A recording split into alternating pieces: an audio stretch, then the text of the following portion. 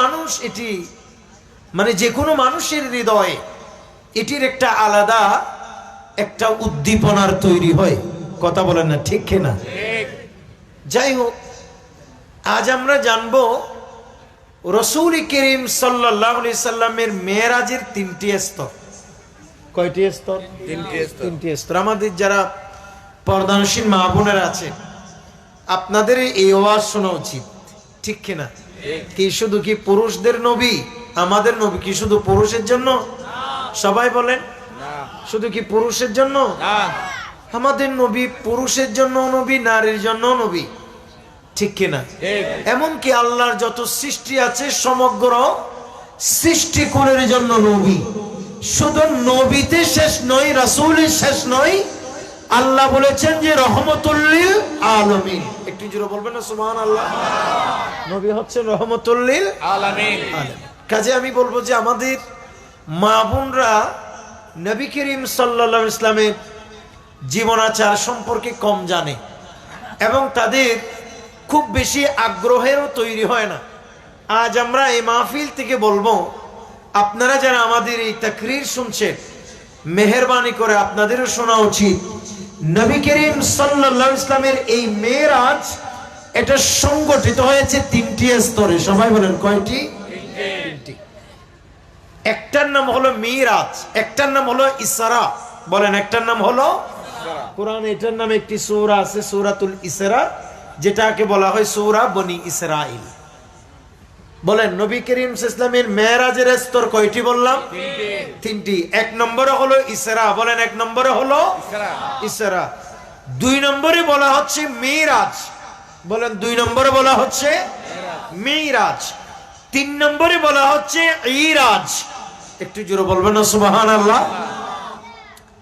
এখন আমাদের জানতে হবে ইসরা কি, মিরাজ কি এবং ইরাজ কি। আমি কোরআনুল কারীমের সূরা ইসরা তথা বনি ইসরাইলের ১ নম্বর আয়াত, যেটি 15 নম্বর পারার শুরুর আয়াত যেটি, সেটি তিলাওয়াত করেছে। আমার আল্লাহ বলেন, আউযু বিল্লাহি মিনাশ শাইতানির রাজীম, বিসমিল্লাহির রাহমানির রাহিম, সুবহানাল্লাযী আসরা বিআবদিহি লাইলাম মিনাল মাসজিদিল হারামি ইলাল মাসজিদিল আকসা الذي باركنا حوله لنريه من آياتنا إنه هو السميع البصير. একটু জোরে বলুন সুবহানাল্লাহ।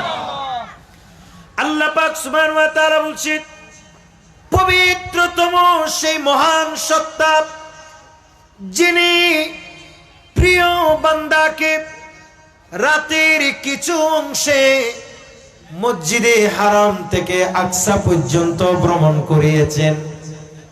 যে মসজিদে হারামে, যে মসজিদে আকসার চতুর্পাশে আমি রেখেছি প্রভূত কল্যাণ, অনেক বারাকাত, এবং এই সমস্ত নিদর্শনাবলী তিনাকে দেখানোর জন্যে নিশ্চয় তিনি শুনেন এবং সবকিছু দেখেন। উচ্চ আওয়াজে বলুন সুবহানাল্লাহ। প্রিয় ভাইরা আমার, কুরআনুল কারীমের আয়াতে আল্লাহ পাক সুবহানাহু ওয়া তাআলা শুরুতেই বলেছে সুবহান। বলেন, কি বলেছে? সুবহান। সুবহান আমরা সবাই বলবো। আল্লাহ পাক সুবহানাহু ওয়া তাআলা কুরআনুল কারীমের শুরুতে, এই আয়াতে কারীমার শুরুতে বলেছে কি শব্দ? সুবহান। সুবহান মানে হলো পবিত্র। বলেন, কি বললাম? পবিত্র। সুবহান মানে কি বললাম? সবাই পেছন থেকে আওয়াজ দেন, সুবহান মানে কি বললাম? পবিত্র। সুবহান আল্লাহর নাম। এজন্য আমাদের অনেক ভাইয়ের নাম আছে আব্দুস সুবহান, বলেন না, কি নাম আছে? আব্দুস সুবহান, মানে সুবহানের বান্দা, ঠিক কিনা? আব্দুল মানি বান্দা, বলেন না আব্দুল মানি বান্দা।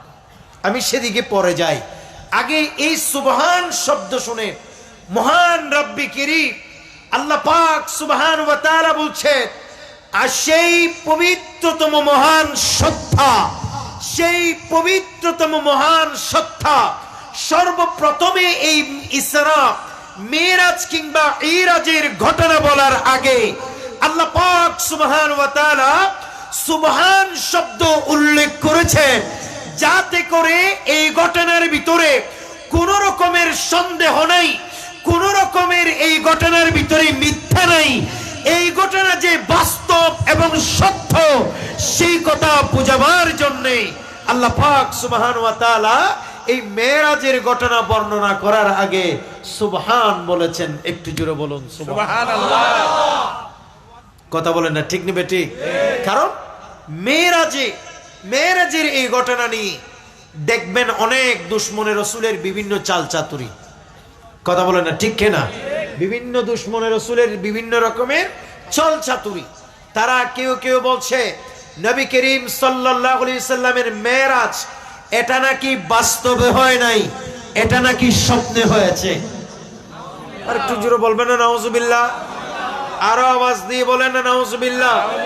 আবার কেউ কেউ বলে নবী করিম সাল্লাল্লাহু আলাইহি ওয়াসাল্লামের মিরাজ বাস্তব হয়ে হয়েছে, ঠিক আছে, কিন্তু আল্লাহর হাবিব সাল্লাল্লাহু আলাইহি ওয়াসাল্লামের সাথে মহান রব্বে করিম আল্লাহর সাথে দিদার হয় নাই।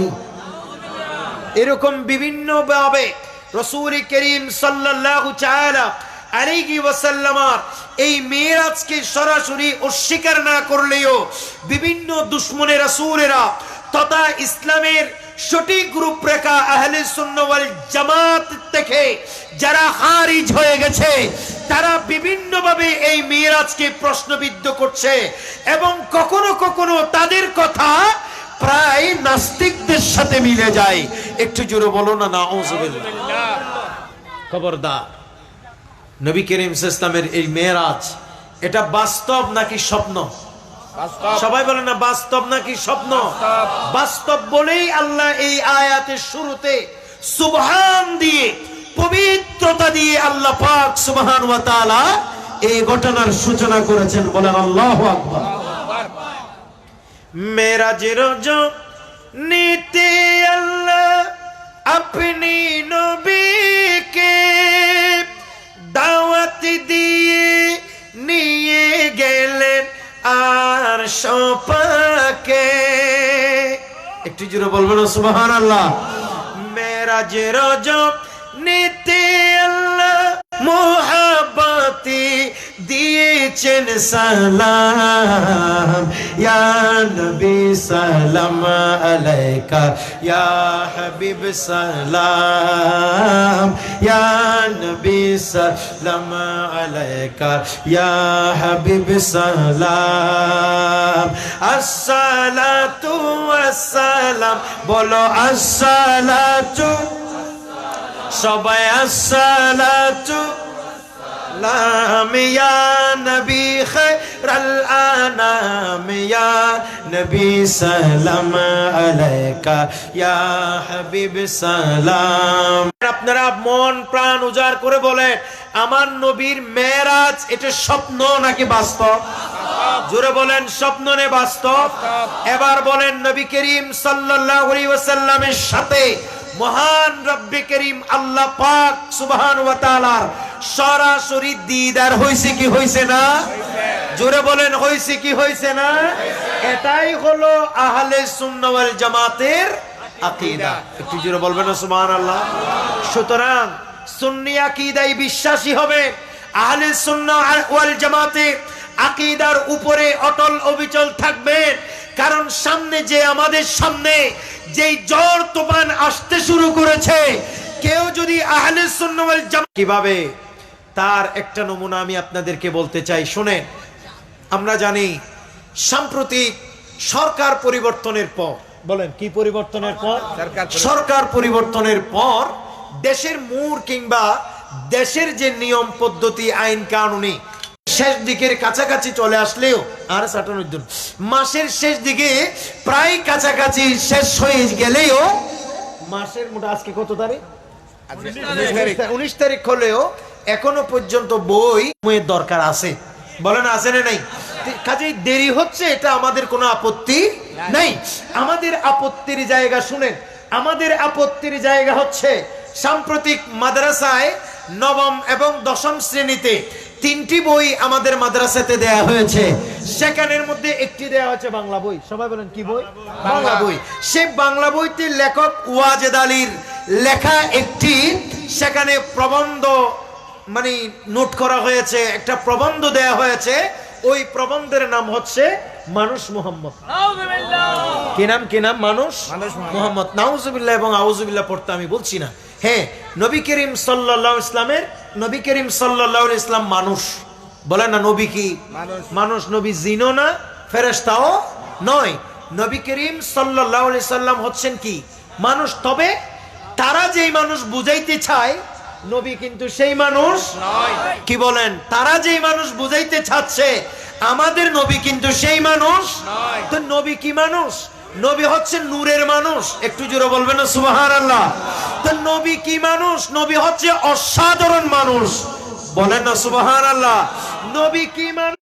দেখলাম পৃষ্ঠার শেষ দিকে এসে নবী করিম সাল্লাল্লাহু আলাইহি ওয়াসাল্লামের নামের আগে আমার নবীকে এমন একটি লকব দেয়া হয়েছে যেই লকবের সাথে আল্লাহর হাবিব সাল্লাল্লাহু আলাইহি সাল্লামের মহান শান ও আজমত কখনো যায় না।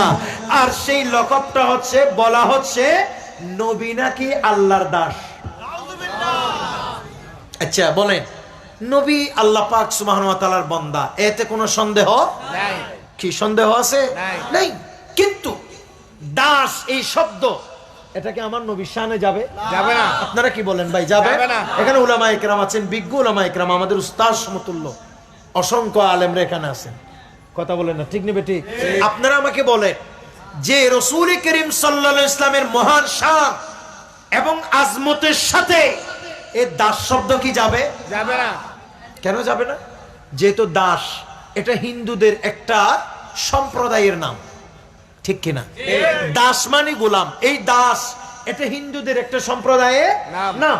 এবং দাস এটা একজন সুর কেউ বলা হয়, বাটফার কেউ বলা হয়, একজন অবিশ্বস্ত মিথ্যাবাদী কেউ বলা হয়, একজন সত্যবাদী কেউ বলা হয়। কাজেই যেই শব্দটা কুরুচিপূর্ণ কিংবা যেই শব্দটা ত্রুটিপূর্ণ, হারাম। না জেনে ব্যবহার করা, অজান্তে ব্যবহার করা হারাম। কিন্তু জেনে শুনে এই জাতীয় ত্রুটিপূর্ণ শব্দ যদি নবী করিম সাল্লাল্লাহু আলাইহি ওয়াসাল্লামের শানে ইউজ করা হয়, ব্যবহার করা হয়, তাহলে এটা তখন কুফর হবে। শানে যেই ব্যক্তি ইচ্ছাকৃতভাবে ব্যবহার করবে সে সুস্পষ্টভাবে ইসলাম থেকে খারিজ হয়ে যাবে, কাফির হয়ে যাবে। কথা বলেন ঠিক না? কাজেই ধ্বংস হোক, ধ্বংস হোক। ঠিক ঠিক আছে। যেই সমস্ত যেই মতবাদে আমার নবীর শানে গুস্তাখি এবং বিয়াদবি করে সেই মতবাদ জিন্দা হোক চাই না নাকি ধ্বংস হোক চাই? কথা বলেন না? ঠিক নেবে? ঠিক। কারণ আমার আল্লাহই বলেছে ইন্নাল্লাযীনা, অনেকেই বলবে, এই জন্য আয়াতটা বলতেছি, অনেকেই বলবে যে এরকম তো ধ্বংস কামনা করা যায় না। আর আল্লাহ পাক সুবহানাহু ওয়া তাআলা দুশমনের রাসূলের ধ্বংস কোরআনের মধ্যে সরাসরি লিখে দিয়েছে। কথা বলেন না? ঠিক নেবে? ঠিক। সেটা কি? আউযু বিল্লাহি মিনাশ শাইতানির রাজীম। ইন্নাল্লাযীনা ইউযুনাল্লাহা ওয়া রাসূলাহু।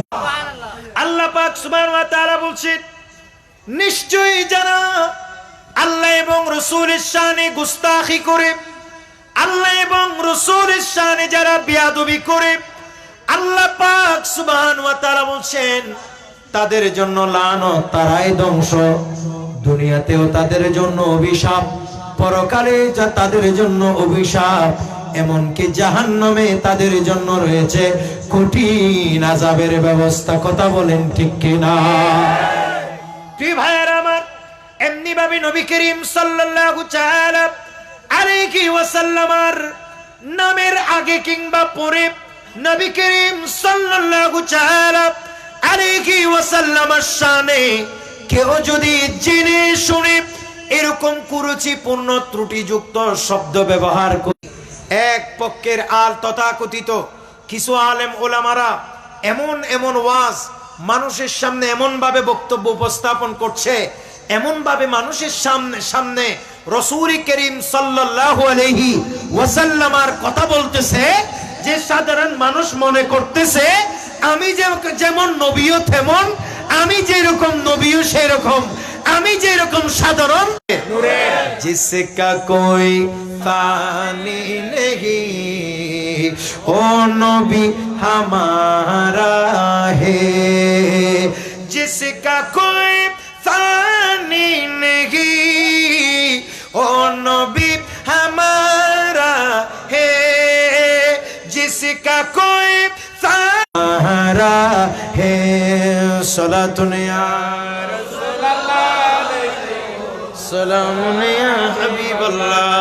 এবার সকলে বলেন না মারহাবা। তাহলে বলেন নবী করিম সাল্লাল্লাহু তাআলা আলাইহি ওয়াসাল্লামের নাম মুবারকের আগে পড়ে নবী করিম সাল্লাল্লাহু তাআলা আলাইহি ওয়াসাল্লামের শানে এই জাতীয় সস্তা শব্দ, দাস জাতীয় শব্দ আমার নবীর শানে ব্যবহার করা যাবে না। অনেকে বলবে বিআবদিহি, তো আব্দুন মানি তো দাস। আব্দুনের এক অর্থ হচ্ছে দাস, আব্দুনের আরেক অর্থ হচ্ছে প্রিয়। তো তুমি রাসূল করিম সাল্লাল্লাহু আলাইহি ওয়াসাল্লামের শানে যখনই তুমি শব্দ ব্যবহার করছো, অন্তত এমন একটি শব্দ তুমি ব্যবহার করো যেটিতে সরাসরি ত্রুটিযুক্ত নয়, যেটি সরাসরি কুরুচিপূর্ণ ক্ষেত্রে ব্যবহার হয় না, যেটি সরাসরি কোন বিধর্মীর ক্ষেত্রে ব্যবহার হয় না। কথা বলেন ঠিক না? অন্তত সেটা তুমি এইটুকু ইনসাফ তুমি আমার নবীর শানে করো। আপনারা কি বিরক্ত হচ্ছে না? দেখবেন অনেকেই বলে, অনেকে বলে আমার নেতা তোমার নেতা বিশ্বনবী মুহাম্মদ। একটু জোরে বলেন না নাউজুবিল্লাহ।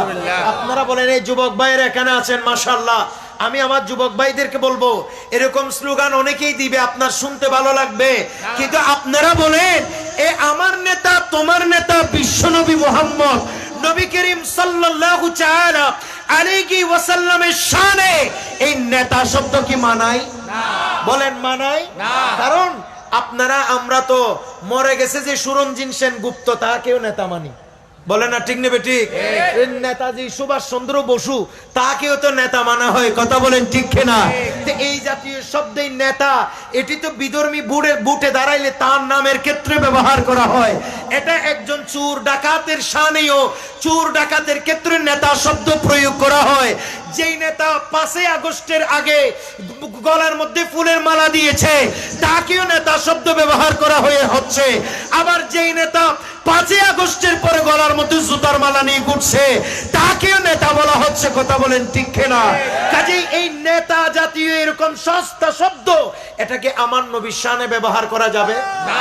জোরে বলেন যাবে না। এজন্য আমি আমার প্রাণ প্রিয় যুবক ভাইয়েরা আপনাদেরকে বলছি, আপনাদেরকে অনেকেই বলবে আমাদের নেতা হচ্ছে রাসূল করিম সাল্লাল্লাহু আলাইহি ওয়াসাল্লাম।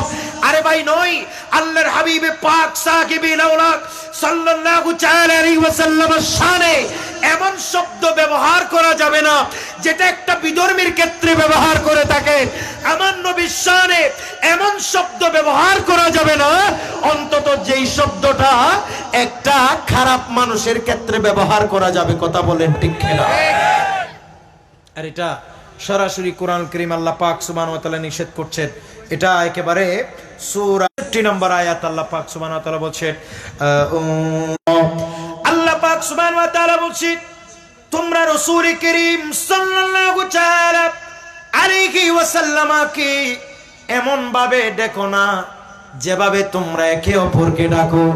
তার মানে বোঝা যায় আমরা যে একে অপরজনকে বলি নেতা তুমি এদিকে আসো, আমরা যে একে অপরকে বলি নেতা আমার নেতা অমুক ভাই, আমরা যে রাসূল করিম সাল্লাল্লাহু তাআলা আলাইহি ওয়াসাল্লামকে যদি আমরা নেতা বলে ডাকি তাইলে সরাসরি আল্লাহর কোরআনের এই আয়াতের বিরোধিতা হয়।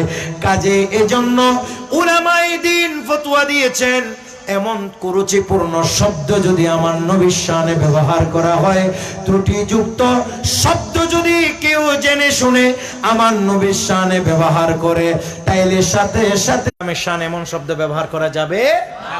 অনেকেই বলে তো রাসূল করিম সাল্লাল্লাহু আলাইহি ওয়াসাল্লাম ছোটবেলায় ছাগল চড়াইছে, আরে ছাগল চড়াইছে সেই বর্ণনা তো হাদিসে পাকে আছে, এটা তো আমরা কেউ অস্বীকার করছি না। ছাগল চড়িয়েছে, এটার বিভিন্ন হিকমা আছে। তবে তাই বলে তুমি সাধারণ মানুষকে যেভাবে রাকাল বলো, যে সাধারণ মানুষকে যেভাবে কাউবই বলো, এইসব শব্দকে আমার নবীর শানে ব্যবহার করা যাবে না। প্রিয় ভাইয়ের আমার, আল্লাহ পাক সুবহানাহু ওয়া তাআলা বলেন, সুবহানাল্লাযী আসরা বিআবদিহি লাইলাম মিনাল মাসজিদিল হারামি ইলাল মাসজিদিল আকসা। আল্লাহ বলেন, পবিত্রতম সেই সত্তা যিনি তার প্রিয় বান্দাকে, সবাই বলেন কোন বান্দা? প্রিয় বান্দা। বিআবদিহি মানে প্রিয় বান্দা, প্রিয় বান্দাকে রাতের কিছু অংশে, বলেন না রাতের কিছু অংশে মসজিদে হারাম থেকে আকসা পর্যন্ত ভ্রমণ করিয়েছেন। প্রিয় ভাইয়ের আমার, নবী করিম সাল্লাল্লাহু তাআলা আলাইহি ওয়াসাল্লাম মসজিদে হারাম থেকে আকসা পর্যন্ত রাতের সরাসরি ভ্রমণকে আল্লাহর কোরআনে ইসরা বলেছেন। কাজেই আল্লাহ পাক সুবহানাহু ওয়া তাআলা কোরআনুল কারীম থেকে আমাদের কাছে স্পষ্ট হয়ে যায়, এটা হচ্ছে আমার নবীর মিরাজের প্রথম স্তর। এটার নাম হলো ইসরা। আর ইসরা হলো মসজিদে হারাম থেকে আকসা পর্যন্ত নিচের এই ভ্রমণ। উচ্চ আওয়াজ বলুন সুবহানাল্লাহ। ইসরা হলো মসজিদে হারাম থেকে আকসা পর্যন্ত এই ভ্রমণ। আপনারা জানেন নবী করিম সাল্লাল্লাহু তাআলা আলাইহি ওয়াসাল্লামের এই যাত্রা শুধু মসজিদে আকসাই ছিল না, কিংবা বাইতুল মাকদিসে ছিল না। আমার নবীর যাত্রা বাইতুল মসজিদ আকসা থেকে আবার প্রথম আসমান, প্রথম থেকে দ্বিতীয় আসমান, দ্বিতীয় থেকে তৃতীয়, তৃতীয় থেকে চতুর্থ, চতুর্থ থেকে পঞ্চম, পঞ্চম থেকে ষষ্ঠ, ষষ্ঠ থেকে সপ্তম, সপ্তম থেকে সিদরাতুল মুনতাহাও ছিল। এই যে মসজিদ আকসা থেকে সিদরাতুল মুনতাহা পর্যন্ত আমার নবীর বর্ণাঢ্য এই ভ্রমণ, এটাকে বলা হয় মিরাজ। এটাকে কি বলা হয়? মিরাজ। তাহলে কয়টা পাইলেন? দুইটা। শুধুমাত্র এখানে গিয়ে সিদরাতুল মুনতাহায় গিয়ে রাসূলুল্লাহর এই যাত্রা শেষ হয়ে যায় নাই। প্রাণ প্রিয় ভাইয়েরা আমার, ইজাজত নাই, কথা বলে না কি নাই? ইজাজত নাই। ওগো আল্লাহর নবী, এবার থেকে আমি আর উপরে যাইতে পারবো না। এরপর থেকে আপনি রাসূলের যাত্রা নবী করিম সাল্লাল্লাহু তাআলা আলাইহি ওয়াসাল্লাম জিবরিল আমিনকে ছাড়া আল্লাহর নির্দেশে ওই সিদরাতুল মুনতাহা থেকে রফরফের উপর সওয়ার হয়ে নবী করিম সাল্লাল্লাহু তাআলা আলাইহি ওয়াসাল্লাম যে মহান যাত্রা ছিল, ওই যাত্রাকে বলা হয় ইরাজ। উচ্চ আওয়াজ বলুন সুবহানাল্লাহ। আমার নবীর মেরাজ এটি অনেক বড় বর্ণাঢ্য। আমার রাসূলের মেরাজ এটি শুরু হয়েছে মসজিদে আকসা থেকে। সেদিন নবী করিম সাল্লাল্লাহু তাআলা আলাইহি ওয়াসাল্লাম ঘুমন্ত ছিলেন, ঘুম নয় আবার পরিপূর্ণ সজাগ নয়, এমন একটা মাঝামাঝি অবস্থায় রাসূলুল্লাহ সাল্লাল্লাহু তাআলা আলাইহি ওয়াসাল্লাম হাতিমে কাবায় ছিলেন। একটু জোরে বলুন সুবহানাল্লাহ। কোথায় ছিলেন? হাতিমে কাবা। হাতিমে কাবা আপনারা দেখছেন, ওই আপনারা কাবাগত দেখেন, সেখানে যারা উমরা গেছেন, হজে গেছেন, আপনারা তো জানেন। আর যারা যান নাই আপনারা দেখছেন, কাবা শরীফের মধ্যে অর্ধেক দেয়াল দেয়া কিছু জায়গা ঘেরোয়া করা আছে, বলে না ঠিক না বেটি? এটা কাবা শরীফের সাথে লাগানো, এটার নাম হচ্ছে কি বললাম? হাতিমে কাবা। এখানে আমার নবী ঘুমাচ্ছিলেন, বিশ্রাম করছিলেন। এখানে একটা মশলা মনে রাখবে, নবীকে বারবার বলি নবী আমাদের মতো নয়। বলেন না ঠিক নেবে ঠিক? নবী আমাদের মতো নয়। সকল নবীর সেরা নবী মুহাম্মদ রাসূল, শুনে ধন্য যাহার আগো মনে ধন্য উভয় জাহান কোল। সকল নবীর সেরা নবী মুহাম্মদ রাসূল। সালাতুন ইয়া সালামুন ইয়া হাবিবাল্লাহ। এবার সকলে বলেন না মারহাবা। তাহলে বলেন নবী করিম সাল্লাল্লাহু আলাইহি ওয়াসাল্লাম কি আমাদের মতো মানুষ? বলেন নবী মানুষ, এতে কোনো সন্দেহ? তবে নবী আমাদের মতো সাধারণ মানুষ নবী অসাধারণ। তো অসাধারণের কত দলিল রাখবে? শুধু এখান থেকে প্রসঙ্গে যেটি আসছে আমি যদি সেটা বলি আপনারা আশ্চর্য হয়ে যাবেন। সেটা হচ্ছে পৃথিবীর সমস্ত মানুষ, আমরা যারা সাধারণ, আমরা যদি ঘুমিয়ে যাই, আমরা ঘুমাইলে আমাদের ওযু ভেঙে যায়। কথা বলেন না ঠিক নেবে ঠিক? ঘুমাইলে আমাদের কি ভেঙে যায়? ওযু ভেঙে যায়। এমন কি আপনারা যারা জুমার দিন গিয়ে মসজিদের দেয়ালে হেলান দিয়ে ঘুমান, জুরেন, হেলান দিয়ে জুরেন, হেলান দিয়ে জুরলেও ঘুম, এটা হেলান দিয়ে যদি জুরেন, হেলান দিয়ে যদি তন্দ্রা আসে, তার মানে হেলান দিয়ে যখন আপনি তন্দ্রা যান, এটা আর তন্দ্রা থাকেন, এটা নিদ্রায় পৌঁছে যায়, তখনও আপনার ঘুম ভেঙে যাবে। তার মানে শরীয়তের মাসআলা হচ্ছে আপনি এমন জায়গায় হেলান দিয়ে ঘুমিয়েছেন যেটা পেছন থেকে সরিয়ে ফেললে আপনি পড়ে যাবেন। এমন যদি অবস্থা হয় তাহলে আপনার ওযু ভেঙে গেছে। কথা বলেন ওযু থাকবে? থাকবে না। আর যদি বিছানায় ঘুমান, কথা বলেন ওযু থাকবে? কথা বলেন থাকবে না। কিন্তু আমাদের নবী, আমার নবী, আপনার নবী, আমাদের সকলের নবী, সমস্ত নবীদের নবী যিনি, তিনি এমন এক মহান পবিত্রতম সত্তা।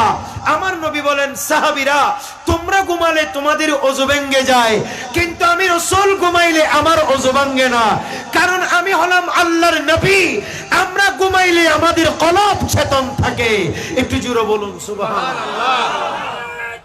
আল্লাহু আকবার। জিন্দাবাদ জিন্দাবাদ।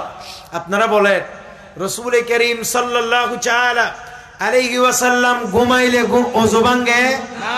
কথা বলেন ভাঙে না। তো নবীকে তুমি কোন দিক দিয়ে আমার মতো বলো? শুধু একটা দুইটা দিক দিয়ে এগুলারে বলে বলে মানুষকে হাইলাইট করো। শুনেন, মনে রাখবেন, এটা হচ্ছে ইহুদি নাসরা ইসলামের দুশমনের সব থেকে ইসলামের দুশমনের সব থেকে বর্তমান জামানায় বড় হাতিয়ার হচ্ছে মুসলমানের অন্তর থেকে ইশকে মুস্তাফা সরিয়ে ফেলা। কথা বলেন ঠিক কিনা? যেদিন এই কাজ করতে ইহুদিরা সক্ষম হবে, যেদিন এই কাজ করতে পরিপূর্ণভাবে নাসারারা সক্ষম হবে, সেদিন তারা সাকসেস হবে, সেদিন তারা মনে করবে দাজ্জাল আসার উপযুক্ত পরিবেশ হয়ে গেছে। একটু জোরে বলো না নাউজুবিল্লাহ। খবরদার, ইশকে রাসূল অন্তরে রাখবে। যাই হোক, রাসূল করিম সাল্লাল্লাহু আলাইহি ওয়াসাল্লাম আরাম ফরমাচ্ছে।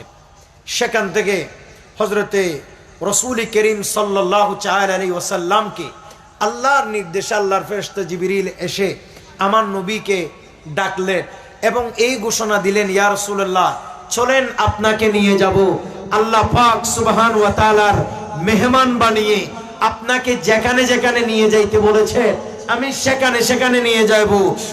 প্রথমে জিবরিল আমিন নিয়ে গেলেন জমজম কূপে। সেখানে গিয়ে রাসূল করিম সাল্লাল্লাহু তাআলা আলাইহি ওয়াসাল্লামের শখকে সদর করা হলো। একটু জোরে বলুন না সুবহানাল্লাহ।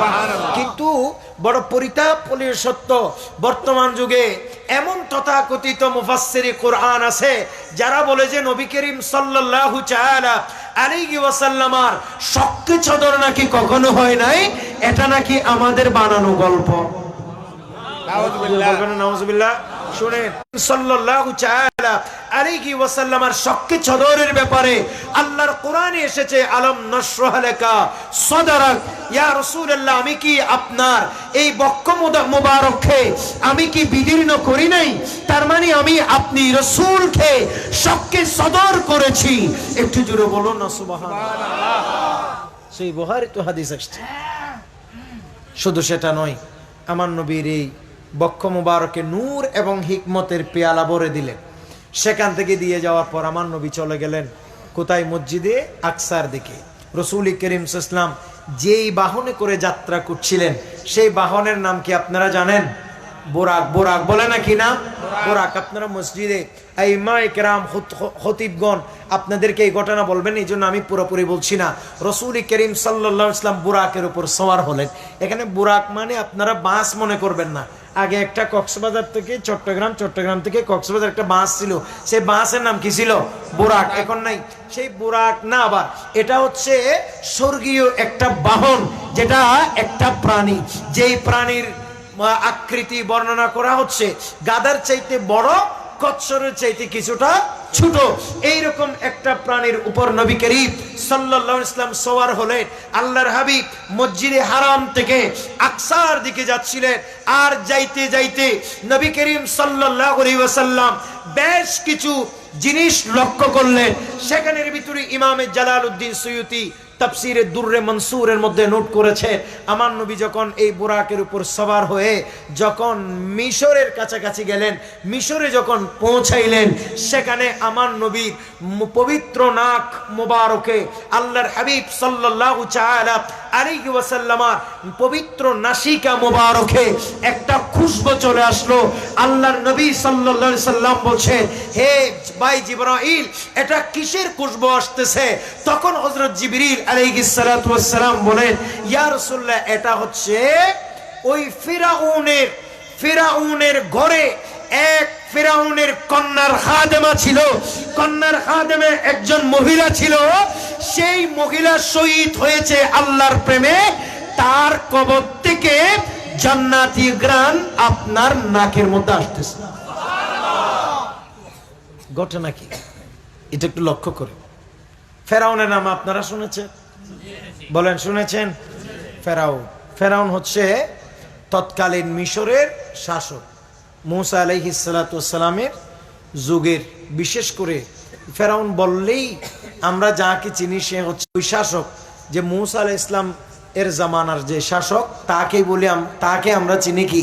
ফেরাউন। যে নিজেকে বলতো আমি হলাম রবের রব, নাউজুবিল্লাহ বলবেন না? সে বলতো যে আনা রব্বুকুমুল আল। একটু জোরে বলবেন না নাউজুবিল্লাহ? আরো আওয়াজ দিয়ে বলে। তো ফেরাউন ছিল মূলত, সে ছিল কাপুরুষ। বলো না, সে ছিল কি? কাপুরুষ। অর্থাৎ পুরুষ যেভাবে সন্তান জন্ম দিতে পারে সেরকম কুওয়াত, সেরকম ক্ষমতা তার ছিল না। সে একজন কাপুরুষ ছিল। তো তার ঘরে এক মেয়ে পালতো। মেয়ে বলে না, কি পালতো? মেয়ে। আমাদের মা বোনেরাও একটু গভীর মনোযোগ দিয়ে আমাদের এই বক্তব্যগুলো শোনার চেষ্টা করতে হবে। মেয়ে পালতো। সেই মেয়ে যেহেতু বাদশার ঘরের মেয়ে, কার ঘরের মেয়ে? বাদশার ঘরের মেয়ে। ওই মেয়ের খেদমত করার জন্য একজন দাসী নিযুক্ত করেছে। দাসী, বাঁধি বলে নাকি? বাঁধি। তো সেই দাসীর কাজ ছিল শুধু ফেরাউনের ওই মেয়ের চুলগুলো আশ্রয় দিত। বলে না, কি আশ্রয় দিত? চুল আশ্রয় দিত। একদিন চুল আশ্রানোর সময় হঠাৎ করে তার হাত থেকে চিরুনিটা মাটির মধ্যে পড়ে যায়। কি পড়ে যায়? চিরুনি। এখন ওই মহিলা চিরুনি যখন পড়ে গেছে, সে মাথা নিচের দিকে ঝুঁকিয়ে এভাবে বিসমিল্লাহি আল্লাহু আকবার বলে এই চিরুনিটা তুললেন। তোলার সাথে সাথে এই মেয়ে যখনই এই বাঁধি বিসমিল্লাহ বলল, সাথে সাথে ফেরাউনের ওই কন্যা পালক সেই মেয়ে বলতেছে, এই বাঁধি, তুমি যে বিসমিল্লাহ বলেছে এটা আবার কিসের নাম? কোন আল্লাহর তুমি নাম নিয়েছো? কোন আল্লাহর নামে তুমি চিরুনি উত্তোলন করেছো? আমার বাবা ছাড়াও কি তোমার একজন রব আছে? একটু জোরে বলবেন না নাউজুবিল্লাহ? আমার বাবা ছাড়াও কি তোমার একজন কি আছে? রব আছে? একটু জোরে বলবেন না নাউজুবিল্লাহ? এর বাবা কি আবার রব হতে পারে? প্রিয় ভাইয়ের আমার, তখন ওই মহিলা বলে, বাদী বলে হ্যাঁ হ্যাঁ, এই আল্লাহর বান্দি ফিরাউনের কন্যা, শুনো, তোমার বাবা ছাড়া রব অবশ্যই আছে। তোমার বাবা কোনোদিন রব হইতে পারে না। তোমার বাবা হলো রবের গোলাম। তোমার বাবা হলো রবের গোলাম হতে পারবে, কিন্তু তোমার বাবা কখনো সরাসরি রব হইতে পারবে না। আমি এমন একজনকে আল্লাহ মানি, আমি এমন একজনকে রব মানি যে সত্যি সত্যি হলো মহান আল্লাহ পাক সুবহানাহু ওয়া তাআলা, যে আমারও রব তোমারও রব, যে তোমার বাবারও রব। সুবহানাল্লাহ। এই কথা যখন বলল, ফেরাউনের মেয়ে বলে, এই মহিলা, হে আমার বাদী, তুমি যদি আমার বাবা ছাড়া অন্য কাউকে রব মানো, তাইলে তোমার বিচার দেব আমার বাবার রাজ দরবারে। তখন ওই বাদী বলে, তুমি পৃথিবীর যে দরবারে আমার বিচার দাও না কেন, আমি বিশ্বাস করি তোমার বাবা কোনোদিন মানুষের রব হইতে পারে না। তোমার বাবা যেমন রবের বান্দা, আমরাও রবের বান্দা। এই মহিলা বলে, ওই বাদী বলে, তুমি আমার বই লাগাবা না। আমার পর্দানশীল মা বোনেরা, আপনাকেও মনে রাখতে হবে আমাদের একজন রব আছেন, তিনি কে? আর একটু জোরে বলেন না, কে? কিন্তু আমাদের সমাজে অনেক মা বোনেরা আছে, রবের উপর তাওয়াক্কুল, আল্লাহর উপর ভরসা কম। বলেন না, ঠিক নেবে? ঠিক। এই জন্য কি করে মা বোনেরা একটু সুবিধা অসুবিধা হইলে, ঘরের মধ্যে একটু স্বামী বকাঝকা করলেই সাথে সাথে সে বৈদ্য গণক জ্যোতিষীর কাছে দৌড় মারে। কথা বলেন না, ঠিক নেবে? ঠিক। আমি এমন অনেক মানুষের গল্প জানি যারা স্বামী বিদেশ থাকে, স্বামীর 3 ভাগের 2 ভাগ টাকা খাওয়াইছে এই বৈদ্য গণক জ্যোতিষীর কাছে। নাউজুবিল্লাহ বলবেন আপনারা? বলেন, এগুলোর সাথে দিন ধর্মের কোন সম্পর্ক আছে? একটু জোরে বলেন না, আছে? খবরদার। বৈদ্যগিরি করা, গণকগিরি করা, জ্যোতিষীগিরি করা, এগুলি সব ধোঁকা, এগুলি মানুষের জন্য হারাম। এই হারাম কখনো কখনো কখনো মানুষকে কুফরের দিকে নিয়ে যায়, কখনো কখনো মানুষকে শিরকের দিকে পর্যন্ত প্রভাবিত করে। একটু জোরে বলেন না, নাউজুবিল্লাহ। এবং আমি অনেক তথাকথিত তাবিজ ব্যাপারী মোল্লা মৌলবীদের কাছ থেকে পর্যন্ত এটা দেখছি যে তারা বিশ্বাস করে বলে কুফরি কেউ বান মারলে কুফর দিয়ে কাটতে হয়। একটু জোরে বলবেন না, নাউজুবিল্লাহ। তার মানে এটা নামে মৌলানা, বলেন না, নামে কি মৌলানা, নামে আলেম, আসলে জালেম। কথা বলেন, আসলে কি? কারণ তার থেকে কোরআনের চাইতে কুফরির উপর বিশ্বাস বেশি। কথা বলেন না, ঠিক নেবে? এই মৌলানা কি বলে, বলে কেউ কাউকে কুফরি করলে এটা কুফরি দিয়ে কাটতে হবে। আরে তার মানে বোঝা যাচ্ছে কুফরি কাটার জন্য তোমাকে কুফরি করতে হবে। তো যেই ব্যক্তি কুফরি করে সে তো কাফিরই হয়ে যায়। বলেন না, ঠিক নেবে? ঠিক। এজন্য নবী করিম সাল্লাল্লাহু তাআলা আলাইহি ওয়াসাল্লামকে কুফরি করা হয়েছিল, আমার নবীর উপরে জাদু করা হয়েছিল, কিন্তু রাসূল করিম সাল্লাল্লাহু তাআলা আলাইহি ওয়াসাল্লামের উপরে সেই জাদুর প্রভাব পড়লে আল্লাহ পাক সুবহানাহু ওয়া তাআলার সাথে সাথে সেই জাদুর প্রভাব কাটার জন্য সূরা ফালাক এবং নাস নাজিল করে আমার নবী যখন তিলাওয়াত করে দম করলেন, সাথে সাথে কুফরি কেটে একেবারে পরিষ্কার হয়ে গেছে। জোরে বলেন সুবহানাল্লাহ। নারে তাকবীর, আল্লাহু আকবার, নারে সালাত, ইয়া রাসূলুল্লাহ, নারে গাউসিয়া, শুনেন, জিন্দাবাদ। শুনেন ভাই, আপনারা কি বিরক্ত হচ্ছে? আমি আপনাদেরকে অত্যন্ত গুরুত্বপূর্ণ কথা বলছি। এই মাসালা আমাদের আলেম উলামাদের কোরআন সুন্নাহ মতো জারপুক করা, আলেম উলামারা কোরআন সুন্নাহ মতো তাবিজ তোমার করা, এটা জায়েজ।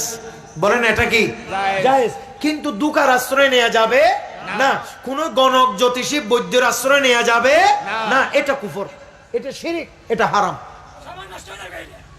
সমাজ আজ বিনষ্ট হয়ে যাচ্ছে, মানুষের থেকে তাকওয়া উঠে যাচ্ছে, এসবের উপরে মানুষ নির্ভরশীল হয়ে উঠছে। কথা বলেন, ঠিক কিনা?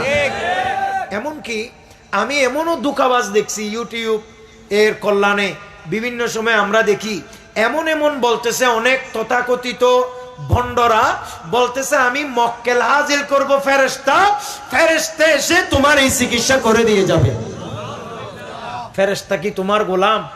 ফেরেশতা গোলাম কার? আল্লাহর। জোরে বলে না কার? আল্লাহর। ফেরেশতা সব সময় কাজ করে কার? আল্লাহর। মনে রাখবেন ফেরেশতাদের একটা ডিউটি বলেন, ফেরেশতাদের কয়টা ডিউটি? একটা। সেই ডিউটি সামগ্রিকভাবে সেই ডিউটির নাম হচ্ছে আল্লাহর ইবাদত। সুবহানাল্লাহ বলেন। সামগ্রিকভাবে সেই ডিউটির নাম কি? আল্লাহর ইবাদত। তবে কোন ফেরেশতা কিভাবে ইবাদত করবে এটা আল্লাহ পাক সুবহানাহু ওয়া তাআলা সৃষ্টি করে যেই ফেরেশতাকে আল্লাহ যেই দায়িত্ব দিয়েছে সেই ফেরেশতা কিয়ামত পর্যন্ত সেই দায়িত্ব পালন করবে। কিন্তু সবথেকে বড় আশ্চর্যের ব্যাপার হচ্ছে সাম্প্রতিক অনেক ধোঁকাবাজ, অনেক এরকম কুফরি শিরকি মতবাদ আমাদের সমাজে অনেকেই প্রতিষ্ঠা করছে, অনেক জ্যোতিষীরা প্রতিষ্ঠা করছে যে অনেকেই বলতেছে, বলে ফেরেশতা এসে তোমার এই চিকিৎসা করে যাবে, ফেরেশতাকে তার গোলাম বানিয়ে উপরে এইরকম মিথ্যা তহমত দিতেছে। একটু জোরে বলো না। নাউজুবিল্লাহ। ঈমান আছে? নাই। বলেন না ঈমান আছে? নাই। ফেরেশতা কি তোমার তাবিজ দোয়া করার জন্য আল্লাহ বানাইছে? এগুলো কোনো ফেরেশতা না, এগুলো হচ্ছে শয়তান জিন। বিভিন্ন আকৃতি নিয়ে আসে, যে দেখতেছে সে এক শয়তান, যে করতেছে আর এক শয়তান, যে এসে আড়াল থেকে কথা বলতেছে সে আরেক শয়তান। এগুলো সব শয়তানের খেলা। এই জন্য কিছু কথা তাদের সত্য হয় আর কিছু কথা কি হয়? মিথ্যা হয়। কারণ কিছু সত্য তো শয়তান জানবেই, বলে না ঠিক কিনা? এটা বিভিন্ন মাধ্যমে জানবে। এটাতে আপনারা কখনো আশ্বস্ত হবেন না। আমাদের সব কিছুর মালিক কে? আল্লাহ। আর একটু জোরে বলেন কে? আল্লাহ। এই জন্য আমাদের তাওয়াক্কুল করতে হবে কার উপর? আল্লাহ বলেন, ইয়া আইয়ুহাল্লাযীনা আমানুস্তাঈনু বিস-সাবরি ওয়াস-সালাহ, তোমরা হে ঈমানদার বান্দা তোমরা ধৈর্য এবং নামাজের মাধ্যমে সাহায্য চাও কার কাছে? আল্লাহর কাছে। কিন্তু আমাদের মা বোনেরা বিপদে পড়লে যাই নামাজ নিয়ে খুব বসে না, বলে না ঠিক নেবে ঠিক? আমাদের মা বোনেরা বিপদে পড়লে ওযু কালাম করে নামাজে আসে না। আমাদের মা বোনেরা বিপদে পড়লে মহান রব্বে কারীম আল্লাহ পাক সুবহানাহু ওয়া তাআলার উপরে আস্থা এবং বিশ্বাস রেখে দোয়া করতে চায় না। অথচ আল্লাহর কোরআন বলছে ধৈর্য এবং নামাজের মাধ্যমে সাহায্য চাইতে। এমনকি রাসূল কারীম সাল্লাল্লাহু আলাইহি সাল্লামের উপরে দুনিয়াবি কোনো বিপদ আপদ আসতে দেখলে আমার নবী আমাদের শিক্ষার জন্য, আমাদের সওয়াবের জন্য হুজুর রাসূল কারীম সাল্লাল্লাহু আলাইহি সাল্লাম নামাজে দাঁড়িয়ে যেতেন, আল্লাহর দরবারে দোয়া করতেন। জোরে বলেন সুবহানাল্লাহ। সুতরাং খবরদার, যারা মসজিদের ইমাম, মুয়াজ্জিন, খতিব, যারা হুজুর তাবিজ দোয়া করেন, আমরা অনেক মানুষের গল্প জানি। অনেকে আমাদের কাছে এসে এসে বলে, খবরদার এই সমস্ত কুফরি জীবনে কখনো করবেন না, ঈমান নিয়ে মরতে পারবেন না। আমার নবীর অসংখ্য বিশুদ্ধ হাদিস এই গণক জ্যোতিষী বৈদ্যের ব্যাপারে, যারা এসবকে বিশ্বাস করে এসব করে সবে কদরের রাতে, সবে বরাতের রাতে, জুমার রাতে, দুই ঈদের রাতে তাদের জীবনের গুনাহ মাপ নাই, তওবা নাই। কথা বলেন ঠিক কিনা? যতক্ষণ তওবা করবে না ততক্ষণ পর্যন্ত তাদের কোনো দোয়া কবুল করা হবে না। আল্লাহ আমাদেরকে কবুল করুন। বিরক্ত হচ্ছেন আপনারা? শুনেন আর একটা শুনেন, আমাদের মা বোনেরা হুট করে কোন একটা বিপদ হয়েছে, দৌড়ে মাজারে দৌড় মারবেন না। আপনার জন্য মাজার নয়, বলেন আপনার জন্য কি নয়? মাজার নয়। আপনি যাবেন যাই নামাজে। আপনার জন্য সব থেকে বড় ইবাদত হচ্ছে আল্লাহ পাক সুবহানাহু ওয়া তাআলার ফরজ ইবাদত, নামাজ, রোজা ইত্যাদি। এগুলির পরে আপনার জন্য সব থেকে বড় ইবাদত হচ্ছে স্বামীর আনুগত্য করা। একটু জোরে বলবেন না সুবহানাল্লাহ।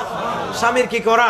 আনুগত্য করা। আমরা এমনও অসংখ্য মহিলার গল্প জানি যারা স্বামীর সাথে থাকতে পছন্দ করে না, স্বামীর সাথে কথা বলতে পছন্দ করে না, স্বামীর খেদমত করতে পছন্দ করে না, স্বামীর জন্য রান্না বান্না করতে পছন্দ করে না, কিন্তু ভালো ভালো রান্না করে পীরের দরবারে নিয়ে যাইতে প্রস্তুত। কথা বলেন না ঠিক নেবে ঠিক? খবরদার, এই কথা আমি আপনাদেরকে নির্দ্বিধায় বলতে পারি। আপনি একজন মহিলা, আপনার জন্য পীরের দরবারে যাওয়া উচিত নয়। আপনি একজন মহিলা, আপনার জন্য মাজারে যাওয়া শরীয়ত এলাও করে না। আপনার করণীয় হচ্ছে ঘরের ভিতরে থেকে স্বামীর খেদমত করে স্বামীর সন্তুষ্টি অর্জন করা। আপনি যখন এই স্বামীর সন্তুষ্টি অর্জন করবেন, আল্লাহ আপনার উপর রাজি হয়ে যাবে। আমার নবী বলেন, কোন স্বামী যদি বলে আমি এই স্ত্রীর উপর রাজি হয়েছি, আমার নবী বলেন ওই স্ত্রীকে সাথে সাথে মহান আল্লাহ মাফ করে দেয়। জোরে বলেন সুবহানাল্লাহ। সাথে সাথে মাফ করে দেন কে? আল্লাহ। আমি জানি অনেকে আমার সাথে রাগ করবে, অনেকে পীরের সামনে গিয়ে বসে থাকে, অনেকে পীরকে বলো হুজুর আমার একটু মাথা হাত বুলে দেন, এটা হারাম। বলেন এটা কি? বলেন এটা কি হারাম? বলেন না এগুলো কি হারাম? এটা জানা? বলেন এটা কি জানা? আপনাকে যে পীর দেখতেছে, পীর এটা পীর হলে বেগানা পুরুষ, এই বেগানা পুরুষের সামনে আপনি গিয়ে যে এভাবে বসলেন, আপনি যে তাকে বলতেছেন আমার মাথায় হাত বুলাই দেন, আপনি যে তাকে বলতেছেন হুজুর আমার জন্য একটু দোয়া করে দেন, হুজুর আমি একটু আমার হুজুরকে গিয়ে যে আপনি কদম বুসি করছেন, সিজদা করছেন, চুমু দিচ্ছেন, এগুলি সবের সাথে ইসলামের সংঘর্ষ। এগুলি একটাও ইসলাম এলাও করে না। আপনি মা, আপনি বোন, আপনার জন্য সবথেকে বড় দায়িত্ব হচ্ছে পর্দা মেইনটেইন করে চলা। পর্দা করা আপনার জন্য ফরজ। একটু জোরে বলুন সুবহানাল্লাহ। পর্দা করা কি ফরজ? কিন্তু পীরের দরবার এগুলো মানা করে না। কেন মানা করে না?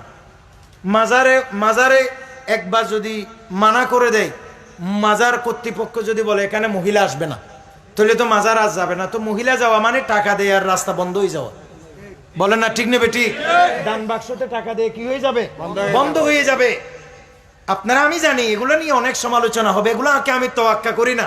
তবে আমার কথা যদি ভুল হয়, কোন একজন বিজ্ঞ আলেম যদি আমাকে ভুল ধরিয়ে দেয়, কোন একজন বিজ্ঞ আলেম যদি বলে না এভাবে তুমি যেভাবে বলতেছো এটা ভুল বলতেছো, তুমি যেভাবে বলতেছো এটা ভুল, মহিলারা মাজারে যাইতে পারবে, বেপরদা পীরের সামনে দেখা করতে পারবে, আল্লাহর ওলির দরবারে গিয়ে গিয়ে ডলাডলি ঘষাঘষি করতে পারবে, রাত দিন ওখানে কাটাই দিতে পারবে, এটা যদি কোনো আলেমের জবান থেকে বলতে পারে, তাহলে সেটা আমি মানতে প্রস্তুত। কথা বলেন ঠিক? এটা আমরা মানতে প্রস্তুত।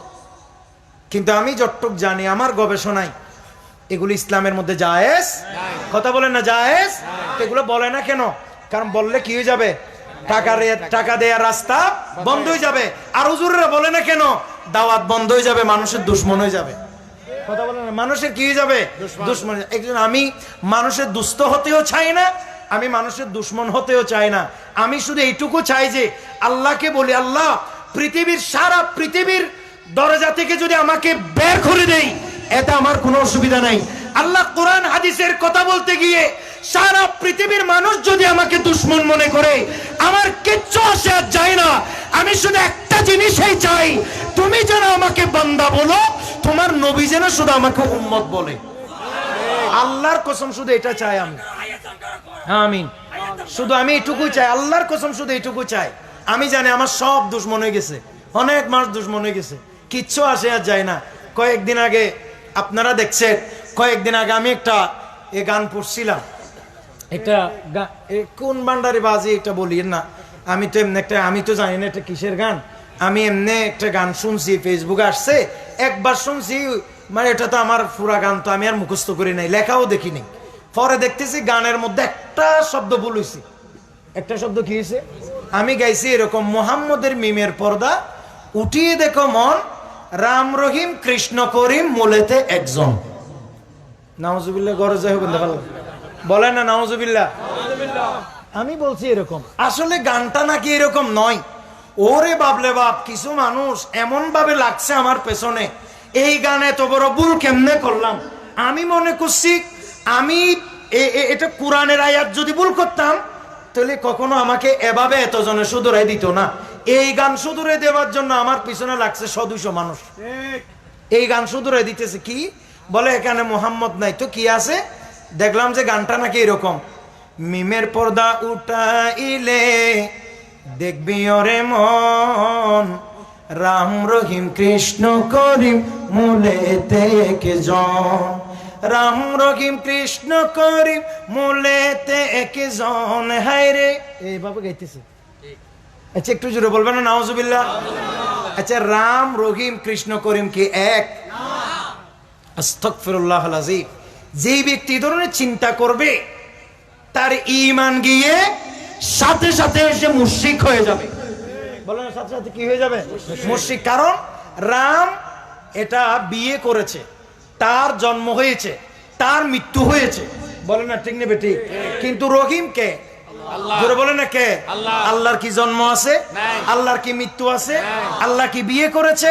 আল্লাহর কি পুত্র কন্যা আছে? লাম ইয়ালিদ ওয়া লাম ইউলাদ। কথা বলেন না ঠিক নেবে? ঠিক। আল্লাহর সাথে কি এগুলোর সাথে যায়? তারপরে আবার বলছে কৃষ্ণ। আচ্ছা, কৃষ্ণ করিম কি এক হতে পারে? করিম নাম কার? আল্লাহ কি বিয়ে করছে? কৃষ্ণ কি বিয়ে করছে? করছে না?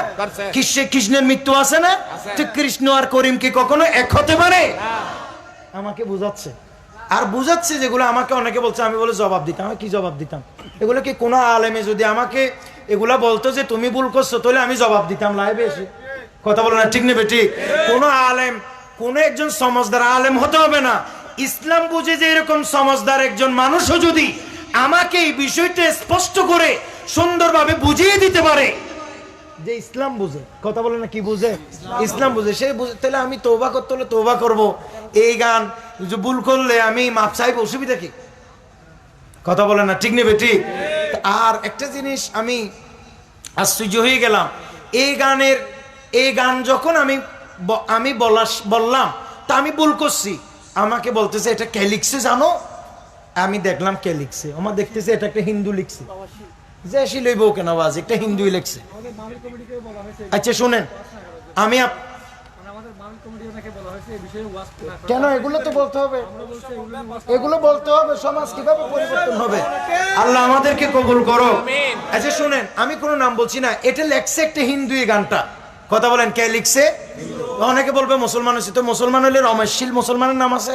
শীল কি কোনো মুসলমানের নাম হতে পারে? তো নিজে নিজে নাম একটা বানাইছে, কেউ ফকির বলতেছে, কেউ মুখ বলতেছে। এটা তো আমি মুসলমান হয়েছে এরকম অথেন্টিক কোনো বর্ণনা আমি পাই নাই। তো যাই হোক, এটা নিয়ে আমার কোনো আপত্তি নেই, কিন্তু আমার কথা হচ্ছে এটা, যিনি লিখছে উনি তো মানুষ। বলেন উনি কি? আচ্ছা মুসলমান হোক, আমি বললাম যে ঠিক আছে উনি মুসলমান হয়েছে, উনি কি? মানুষ। বলেন উনি কি? আচ্ছা মুসলমান হয়েছে, মুসলমান হইলেও উনি কি? না, নাকি আল্লাহ নবী? তো তিনার কি মানুষ হিসাবে তিনার কি ভুল হইতে পারে না? আমি কি সমাজকে শুধরানোর জন্য এই কথাটা কি বলতে পারবো না?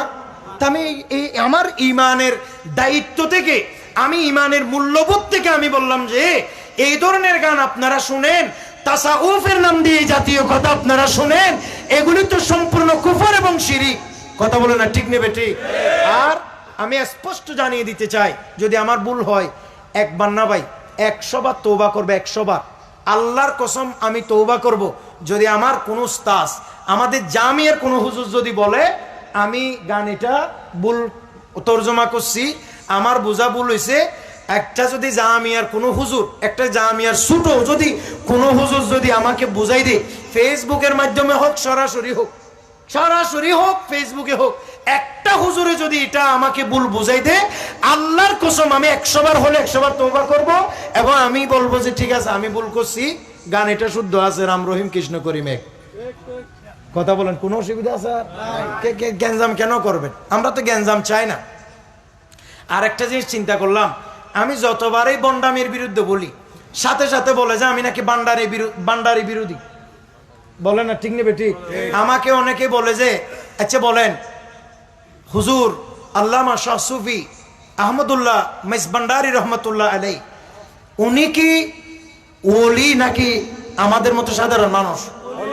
এখানে কোনো সন্দেহ আছে? একজন মুহাক্কিক বুজুর্গ, কথা বলে না, ঠিক কিনা?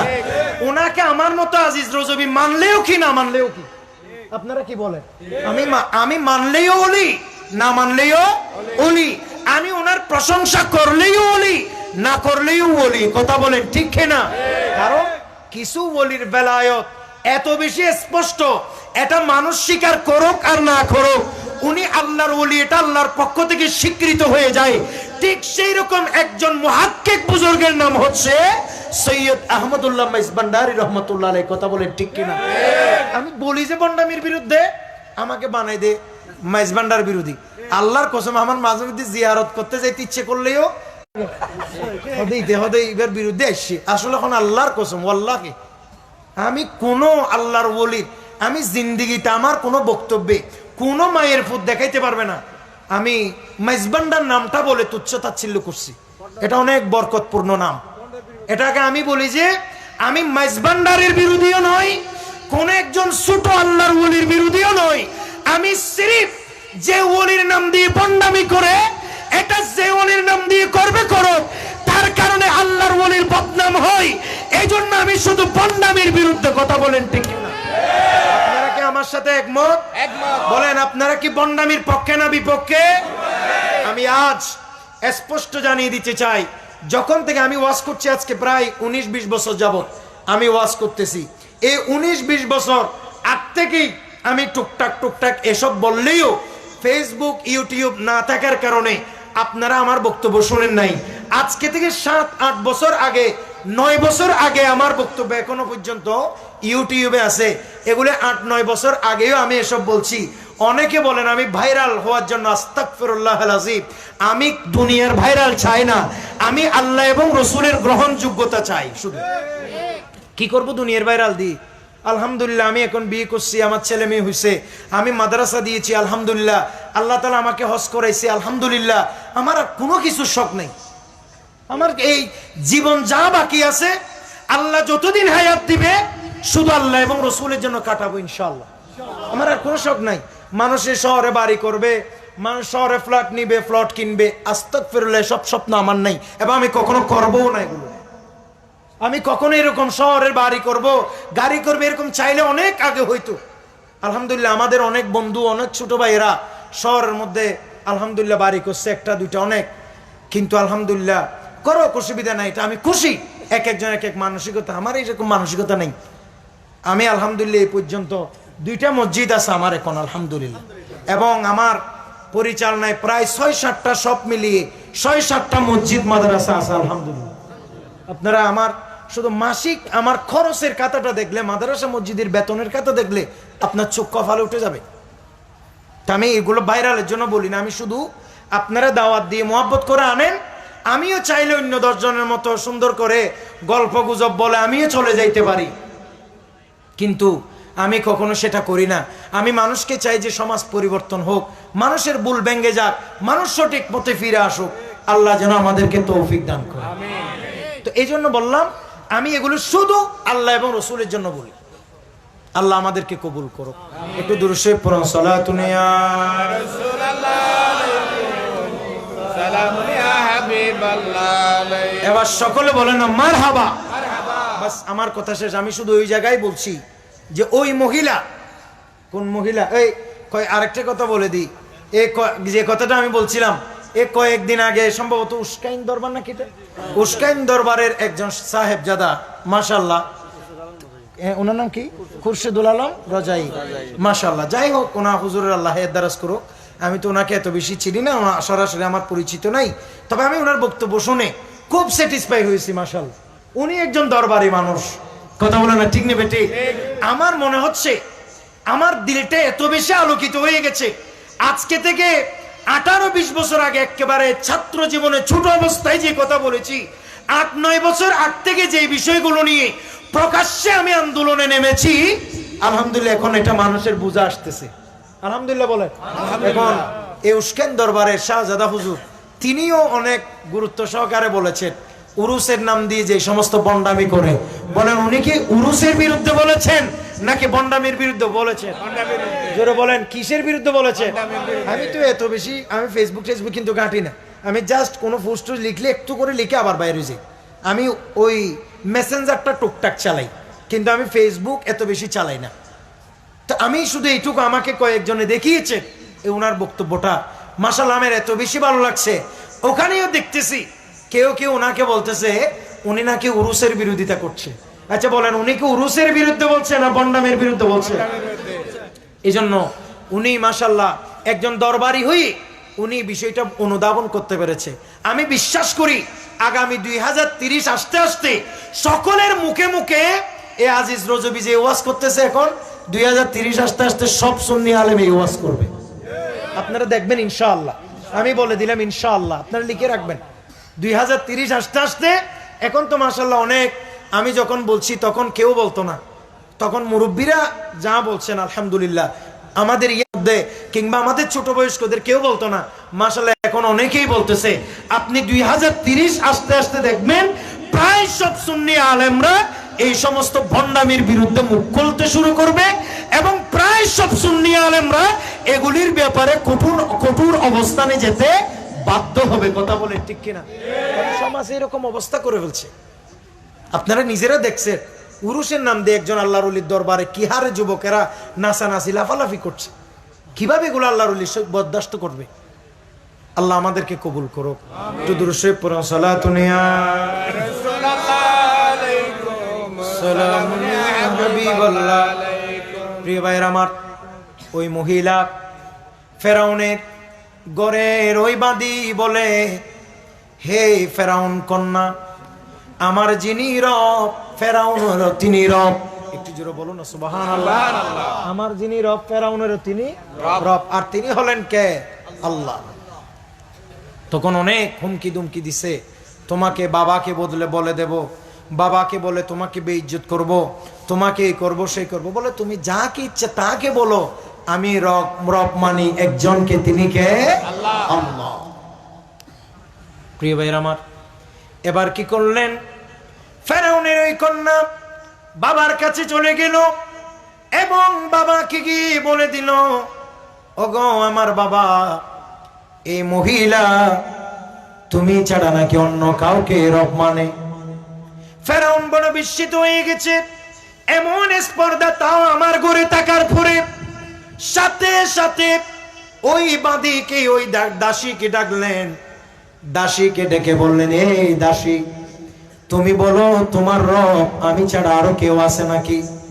তখন ওই মহিলা বলে, ওই দাসী বলে, এই জালিম ফেরাউন, তুমি বলতেছো তুমি ছাড়া আমার রব আছে নাকি? আমি সাক্ষ্য দিচ্ছি, স্পষ্ট মনে রাখবা, আমি তোমাকে রব মানি না, বরঞ্চ আমি এমন একজনকে আমার রব মানি, যিনি তোমারও রব আমারও রব, আর তিনি হলেন আল্লাহ। সুবহানাল্লাহ বলেন। তিনি হলেন কে? আল্লাহ। এবার ফেরাউন বলে, খবরদার, এটা কখনো করা যাবে না, আমাকে ছাড়া অন্য কাউকে রব মানা যাবে না। ওই মহিলা বলে, না, আমি তোমাকে কখনো রব মানতে পারবো না, বরং আমি আল্লাহকে কি মানবো? রব মানবো। এই কথা বলার সাথে সাথে ফেরাউন তার চোখের সামনে এসে বিরাট একটা ডেগের মধ্যে ডক ডক করে তৈল ঢেলে দিলেন, তেল দিলেন, বললেন যে এই তেলগুলো গরম করছি, ঠিক এই তার চোখের সামনে টকবক টকবক করে তৈলগুলো গরম হয়েছে।